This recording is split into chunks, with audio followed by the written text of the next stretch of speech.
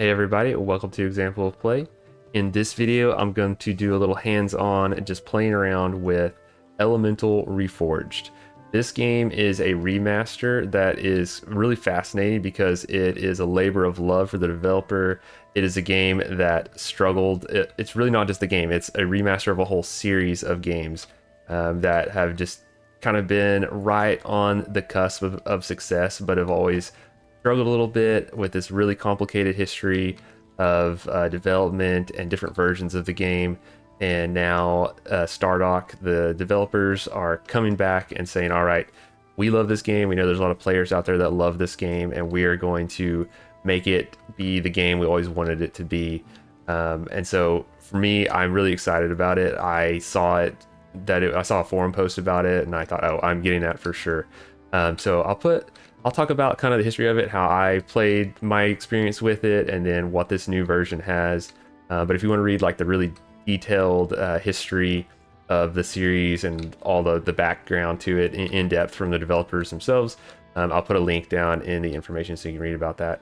But in this video, I'm going to just kind of give my version, how I remember things, and why I'm excited for this, and then just play around with the game a little bit so you can see what it is. But it won't be like a super long gameplay video or anything. As you can see up at the top, rotating around, so it's Elemental Reforged Beta 1 stamped right there. So you know this is early access, this is just the first beta, so this game is still a work in progress that is very playable right now, but I have high hopes as ever for this series that it'll be one to keep coming back to for years to play around with. So let's just jump into that first topic. Let's talk about the history of this game, just like the basic version and kind of how I remember it. All right, so Elemental, kind of the history of the series according to me, how I remember it in my head. This is a game that I bought on release when it came out. I had a boxed copy. I can't remember if I ordered that directly from Stardock Entertainment or if I found it in a store. I'm not sure. But it's a game that, yeah, for better or worse, is burned in my memory because I had the box. I kept it forever because this game just always held kind of a special place in my heart. And it also was frustrating because if you go back, you can read the reviews from back then. It had a rough launch. It was buggy. It was just unfinished. A lot of the promises weren't really fully realized in the game, and it just didn't run very good. It was just a bad release. And it also had the misfortune of it came out in 2010, a month before Civilization 5. So you can imagine a 4X game coming out, being rough at launch, and then Civ 5 comes out the next month, and the rest is history. Everyone knows what Civ 5 is. Not too many people are going to remember Elemental. Well, maybe some do, but you might have a bad memory of it too, of, oh yeah, that's that game that was a mess when it came out. And then it did get patched to be better, but it was always kind of a little bit, it never realized its full potential. And so it also, though on the good side, it had this charm to it. Like even if you go read the reviews from back then that gave it really low scores, the reviewers still mention like there's something compelling about the game. And that's what makes it this sort of sleeper cult series that a lot of people still love. And I bet a lot of people will be excited about this new refresh for it because it lets you do things that a lot of 4X games didn't then, or at least in my memory they didn't. I'm sure there's some examples out there of all these things I'll talk about, but this game tried to be really ambitious and roll a lot of stuff together. For example, Stardock Entertainment, they had made Galactic Civilizations 2, which was like probably my favorite space 4X game, maybe still top 3 for sure, that lets you do a lot of cool stuff like design your own ships and that kind of thing, which is fairly common in the space 4X realm. But they tried to bring that over into this game too, where let's say you wanted to make a unit, like you had default units, but you could even go in and design units. So like we look at our plane militia, it's just a guy with a club. We can go in here and actually edit and change him to be maybe a guy with a spear. Maybe we want him to be decked out in armor, be wearing a cloak. There's all these things can be different, and over time you can do research, not just research new units, you can research new gear, and you can come in here and create customized units using all the different gear that you've unlocked. So like, let's say I'm still pretty early into this game, I've unlocked like leather armor, so I can load this guy with leather armor. You can give him a magic item to make him a little faster, give him some lightning attack. You can come in here and even customize what they look like, give them a beard. Hey, if you want to be in my elite spearman guard, you got to have a beard, which I guess they can't use a spear with a shield, but okay, we'll say club. We'll give them a shield.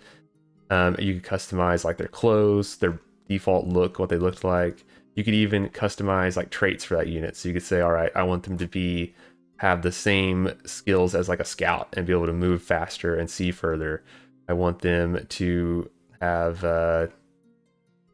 like heal when they hit enemies with a melee attack. Have finesse, so they're better against enemies with low initiative. Then you might combo that with like a different trait that gives them better initiative, or an item that gives them more initiative. You could customize unit. You could have every single unit on the field be different, and not just have different stats, but have different gear, look different. And then let's say you send one of your units out into the world. You can find items, and you can actually customize those units further, because a lot of games let you customize like your heroes.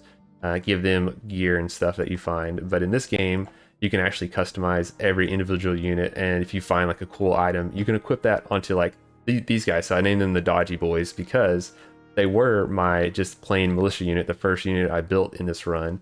But as I was exploring the world here, and now this all gets jumbled together, I'm kind of getting off track of some features were not in the original Elemental War of Magic, somewhere in later games.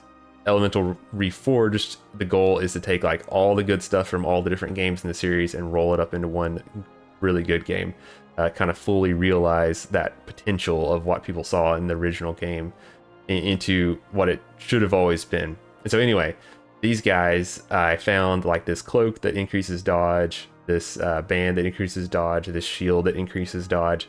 So I was like, I'm just going to slap all those on these guys. And now they have 15 dodge, which is way higher than any of my other units. The only other one has 2. So I send these guys into battle, and where before they were just like a plain militia unit guy with a club, they're now level 3. They've seen a lot of battles. Their dodge is 15, and basically they go into battle and the enemy just can't hit them. They're just my front line that just goes up there and can't be touched. And even though they don't do a ton of damage still, like they're just in the line, getting swung at and missed by all the enemies. And so that's just one example. Like that was just one plain militia unit that I started with and customized. And so as you play through a run, you can have all your units be equally customized and change them up. You can design new units like I just talked about. You have, well, actually, let's get back on track of the history of the game. So yeah, there was the original Elemental. It got bad reviews, but still that thing of like, but there is something here. Like there's something cool about this game. And it comes from the Civilization 4 era of 4X games. So Civ 5 came out a month after its release. And so when you look at the game, you got square grid versus hexes. You've got unit armies that are stacks of units instead of in one unit per hex kind of thing. And so it comes from that era of 4X games, which I know a lot of people out there still like Civ 4 over the newer ones just for various reasons. And so this game, it harkens to that era. But anyway, so they had that initial release of Elemental, wasn't great, but a lot of promise was there. And then they patched it, but then they also came out with sort of a successor game. It's called Fallen Enchantress. I think they actually ended up like giving that to you if you had registered that you owned the original game. They just gave you Fallen Enchantress because it was more like a better version of the game that added more stuff. And then there was another game later, or there's like another version of that. It was like Legendary Heroes, which is sort of like the remastered, updated, like standalone expansion of Fallen Enchantress. And then in that game added more stuff. You can read, I'll link to the thing because I can't keep it all straight in my head. But then there was another game called Sorcerer King, which was kind of the same setting, the same world, and a lot of the similar mechanics, but it was like a very specific scenario where you were like, instead of it being like the Civ 4 type thing of start with one city, everyone starts with one city, and then see who can conquer the world, it was like the Sorcerer King, the big bad guy, had already conquered the world, and your job was to start with like a little bitty force and build it up strong enough that you could go defeat the big bad empire of the Sorcerer King. But those games all had different features that they added. So over time, things were added were like quests and RPG elements to your characters. So like as you go around the world, there's like items you can pick up. Let's see. we'll do a little exploring. Like here's a quest that we can do, and all these quests are different. Well, actually, can't do that one. That's an epic difficulty. But as you go around, as you're playing like a Civ 4 fantasy game, you're also playing like a little RPG where you're picking up side quests. You're doing things for people. Your character's getting stronger. You're gaining fame, which as your fame goes up, you basically draw like more heroes to your cause and other things. And then there's diplomacy with the other factions. And then also you can pick up items that you find in the world, and then you can craft items. So like here, you pick up resources just like an RPG, all kinds of stuff, ingredients and things, and then you can actually craft items from that. So you can make like healing potions, you can make shields, special armor, special weapons. If you find all the elements, like we can make this hailstone staff that lets you do like ice attacks. So if you wanted something like that, you could just make one by going out and finding things. We'll just go ahead and do that, crafting it.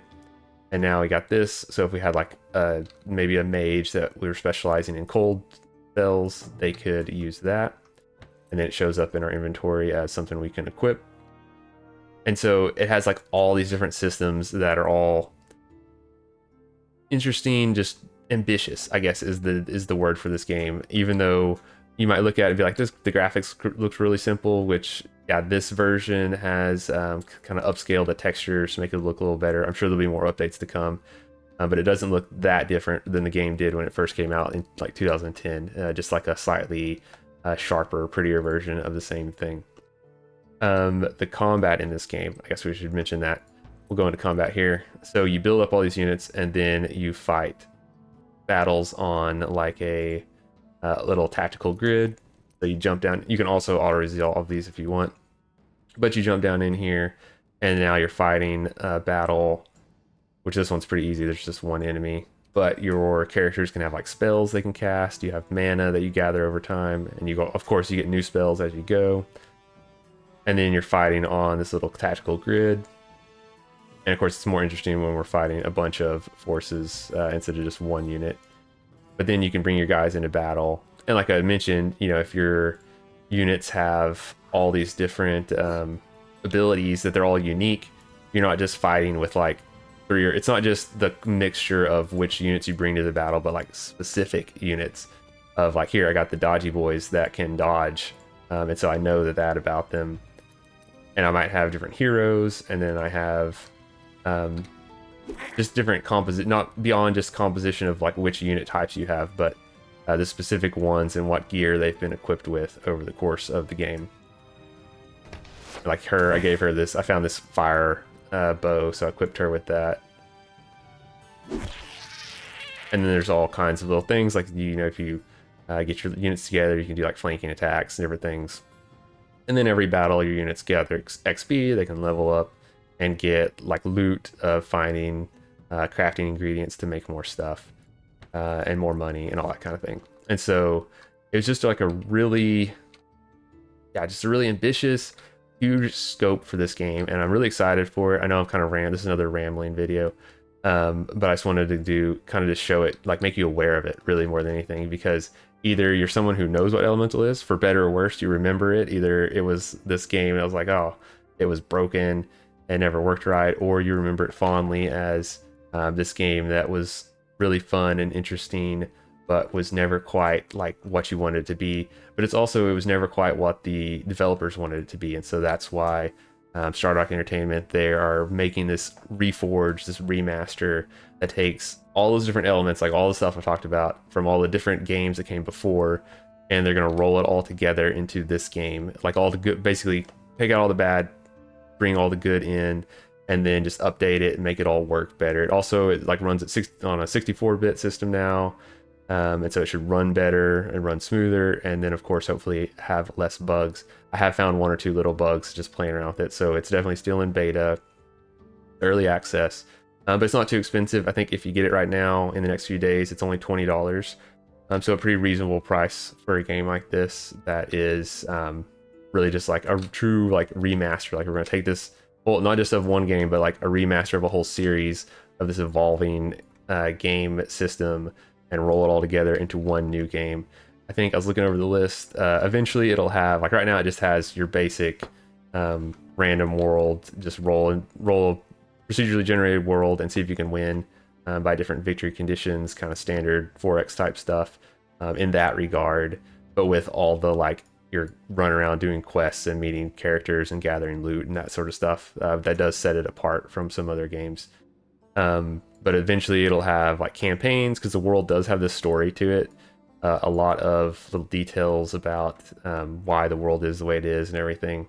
And so eventually it'll have campaigns that look like they're based on each of the major previous games. And so we'll see what those look like, especially like the Sorcerer King, like was an interesting idea where you're going up against this big established empire instead of just equal opponents starting on like equal footing, kind of a different spin on it. So it'd be interesting to see what that looks like versus the original. It also will have lots of mod support because that was one of the original goals of the first game, even was like that within the game, it made it easy to do mods, to change things around in the game. And so this will continue to do that, but now it has like the Steam Workshop and all that kind of stuff too.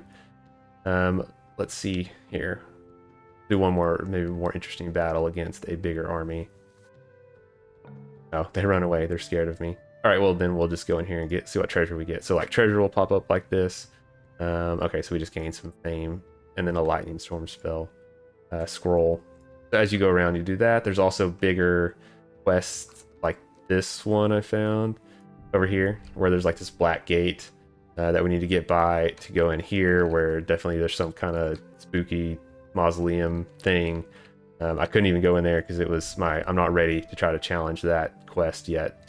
But that's kind of interesting stuff you can find out in the world. You'll find like little simple side quests, like RPG type things, and then you'll find ones that, like here I gained, there's like this tiger. Oh yeah, here. Kitty, a big like tiger that I helped rescue, and then it joined my force. And then somewhere else there was like a quest where I went and got a thing and brought it back, and then a bunch of stuff happened. And I ended up getting this like weird undead unit added to my force. So there's lots of little interesting side quests and stuff out there to do. And then of course you're bigger, like you're trying to win the game against the other factions as well. And there's like 4 different victory conditions, but I'm just playing around with the game right now, so not too worried about that. And then the bigger quests that you can find. So it's just, yeah, I've talked enough, but definitely check this game out if you're at all interested in like a fantasy 4X. I know there's games out there, there's like Age of Wonders 4 exists and is really awesome. But Elemental Reforged is worth a look just because the history of the series, that it's just a game that has this charm to it that even 15 years after I originally played it, I still remember playing it, and it just has this weird draw to it of it's just like a lot of fun ideas all rolled together into one game.